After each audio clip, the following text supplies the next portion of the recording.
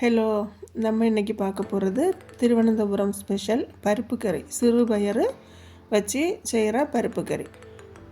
அதுக்கு 3/4 கப்பு சிறுபயறு எடுத்து நல்ல ப்ரௌன் கலர் ஆகிறது வரை வறுத்து எடுக்கணும். நல்ல ஸ்லோ ஃப்ளேம் வச்சு நல்லா ப்ரௌன் கலர் ஆகிறது வரை வறுத்து எடுத்துட்டு அதை கூல் பண்ண வைக்கணும். கூல் பண்ண அப்புறமா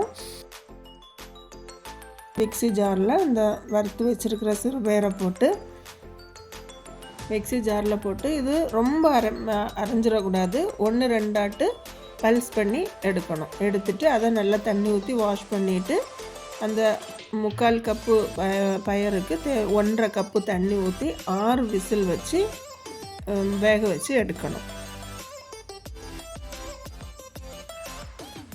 அதுக்கு தேவையான அரைப்பு 2 கைப்பிடி நிறைய தேங்காய்,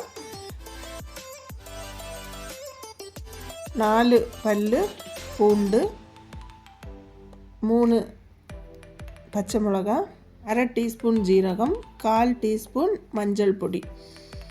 இது இவ்வளவும் போட்டு கொஞ்சம் தண்ணி ஊற்றி நல்லா பேஸ்ட் ஆக்கி எடுக்கணும்.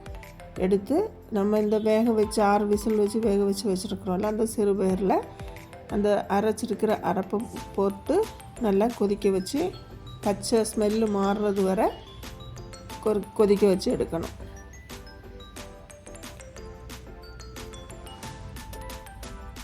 கொதிக்க வைக்கும்போது 1/4 டீஸ்பூன் காயப்பொடியும் தேவையான அளவு உப்பும் போட்டு டேஸ்ட்டுக்கு தேவையான அளவு உப்பும் போட்டு நல்லா கொதிக்க வைக்கணும்.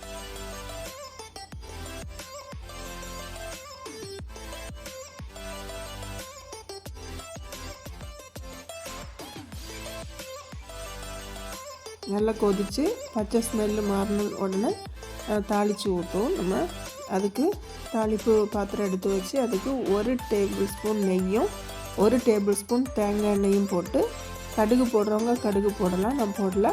வெந்தயம் 1/4 டீஸ்பூன், 2 காஞ்ச மிளகா, கருவேப்பிலை இவ்வளவும் போட்டு தாளித்து அதில் ஊற்றி இறக்கணும். அவ்வளோதான். நல்ல டேஸ்ட்டாக இருக்கும். பருப்பு குழம்பு சாப்பிடாதவங்க கூட நல்லா விரும்பி சாப்பிடுவாங்க. ட்ரை பண்ணி பாருங்கள். தேங்க்யூ. வீடியோ பிடிச்சிருந்தா லைக் பண்ணுங்கள், ஷேர் பண்ணுங்கள். ஏதாவது அபிப்பிராயம் இருந்ததுன்னா கமெண்ட் பண்ணுங்கள். சப்ஸ்கிரைப் பண்ணிக்கோங்க.